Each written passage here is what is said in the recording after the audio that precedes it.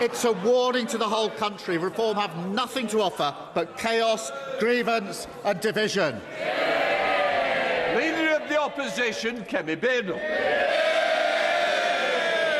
Thank you, Mr. Speaker. I asked the Prime Minister 6 questions last week, and he didn't answer a single one. He has a duty to this House, Mr. Speaker, to answer the question. Let's see if he can do better this week. I'll start with a simple one. Will the Prime Minister approve the licences for Rosebank and Jackdaw gas fields in the North Sea? Prime Minister. Mr. Speaker, under statute, that is a matter for the Secretary of State, as she knows, because it's the same arrangements that were in place under the last government. Licences were granted. They were then struck down because of the defects in the process of the last government. But, Mr. Speaker, oil and gas is coming out of the North Sea 24/7. It will be part of the energy mix for many years to come. We fully support all existing oil and gas fields throughout their lifespan, and in November we made changes to extend to allow neighbouring fields to be exploited. But we need to take control of our energy prices. The only way to do that is through renewables. The party opposite used to make that argument. One of their senior figures in 22 said this: it's investment in nuclear and renewables that will reduce our dependence on fossil fuels and keep our consumer costs down. Who was that senior figure? The Leader of the Opposition.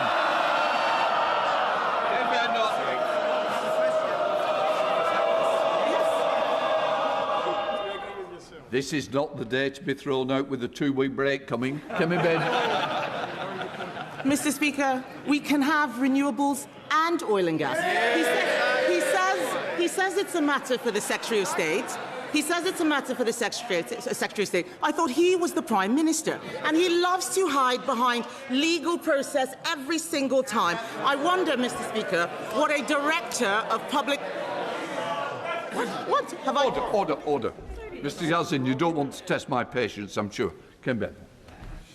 Mr. Speaker, the Prime Minister loves to hide behind legal process. I wonder what a Director of Public Prosecutions would make of the defence. Sorry, I can't produce my WhatsApps. My phone's been stolen. The Jackdaw gas field could be up and running before winter. All that gas would be used here in the UK to heat 1.6 million homes. That is enough to power Norfolk, Suffolk and Essex put together. So will the Prime Minister approve the licences, or is the Energy Secretary running the government? Prime Minister. Mr. Speaker, legislation has been passed. It's absolutely clear that the quasi-judicial duty under legislation rests with the Secretary of State. I really think if she's going to put this challenge to me, she needs to read the legislation. That is the legislation that they applied for 14 years. It's exactly the legislation that they used to put the licences in place, which were then struck down because the process was defective. But, Mr. Speaker, let's be clear. When Russia invaded Ukraine, energy prices doubled. The 12-day war, oil prices hit £100 a barrel. In the last 4 weeks, because we're on the fossil fuel roller coaster, everybody has been held to ransom. The only way forward is to go further and faster on renewables. And the leader... Mr. Speaker, the Leader of the Opposition's approach is to outsource our foreign policy and let the US decide whether we go to war, to outsource our energy policy to Russia and Iran and let them set the price of energy. I will never do that because it's not in the British national interest. Mr. Speaker, he is hiding behind so many people. He is the Prime Minister. He can make this decision today. He can. He is so weak, he's the first person to be pushed around by the Energy Secretary. Let me remind him, Mr. Speaker, who is on my side. The unions, yes, GMB, they're on my side. Tony Blair, Mr. Speaker, Renewable UK, the very people that he's talking about, they are saying drill in the North Sea. Centrica, Octopus Energy, even Labour MPs. Let me quote the Labour member for Pembrokeshire who says, offshoring our carbon emissions might give a sense of moral superiority, but it is simply impoverishing our communities. We agree. So why does the Prime Minister think he knows better than everyone else? I'm going to have one more go. The legislation, the statute, the law prescribes the decision maker. They know that. They should be embarrassed that she doesn't even... She's attacking me without having read the legislation. The legislation sets out who the decision maker is. It's the Secretary of State. It is not the Prime Minister. It has to be the Secretary of State, and it's a quasi-judicial process, exactly the process that they ran for many years. And, Mr. Speaker, oil and gas is part of the mix for many years to come, but we do need to get onto renewables. But, Mr. Speaker, we're discussing this because of the war. We need to de-escalate. And that is, yes, we are. That is why I stuck to my principles not to join the war and to act in collective self-defence. I appreciate the Leader of the Opposition doesn't get that. She wanted to jump into the war without regard to the consequences and then do a mother of all U-turns. And now she's stranded without a thought-through position.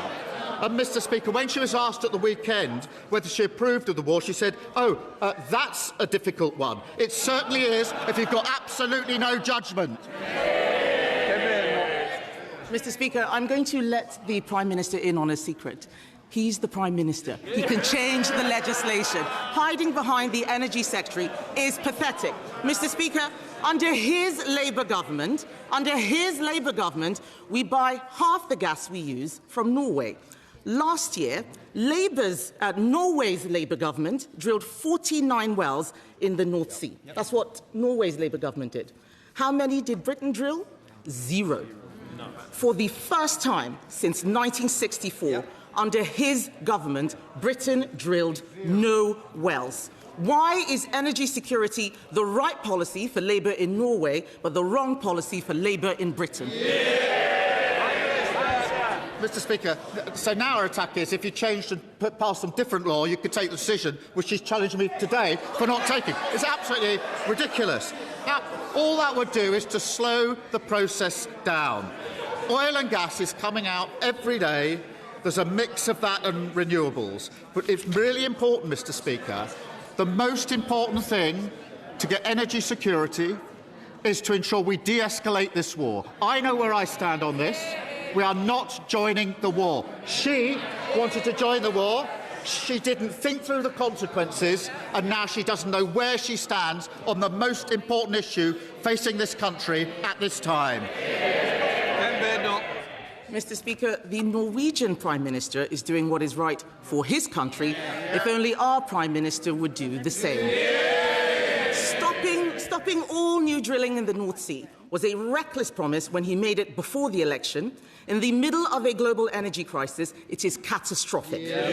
Experts are predicting a £300 rise in bills in July. Approving new licences would show he was serious about cutting bills. Why won't he do it? Prime Minister. Mr. Speaker, because of the action that we've taken, bills are coming down by up to £100 household bills next month. Then they will be capped for 3 months. That's what we're doing to protect households across the country. And who voted against it? The Tories and Reform, because they just don't get the impact on working people that we will protect. Kemi Badenoch. Mr. Speaker, he says bills are coming down. They are higher than they were when he came into office. And he's talking about, what they're doing to help with energy bills. Families and businesses will suffer from the spike in energy costs because of his decisions. He could abolish the green taxes on their bills. He could stop the fuel duty rise. We could drill our own gas in the North Sea. What's he doing? He is planning another giveaway to people on welfare. Yet again, he's taking money from those who do work to give to those who don't. First, we had the budget for Benefit Street. Now it's the bailout for Benefit Street. Doesn't this just prove that they've given up being the Labour Party and they're now just the welfare party? Mr. Speaker, the spike... they're the ones that double spend on welfare, Mr. Speaker. They're the ones with a broken system. And when we tried to mend it, what did they do? They voted against it. Order. Mr. Dewhurst, you're tempting my patience. Thank you, Prime Minister. Mr. Speaker, she talks about the spike in energy prices. That's because of the war, which I say we shouldn't join, and she says we should join without following through on the consequences. And time again, she gets the big calls absolutely wrong. She wanted to drag us into the war. She got that wrong. She opposed taking control of energy security, and she got that wrong. She opposed our decision to cut energy bills, and she got that wrong. And she seriously thinks that'll make her relevant, and she's got that wrong. Debbie Abrams.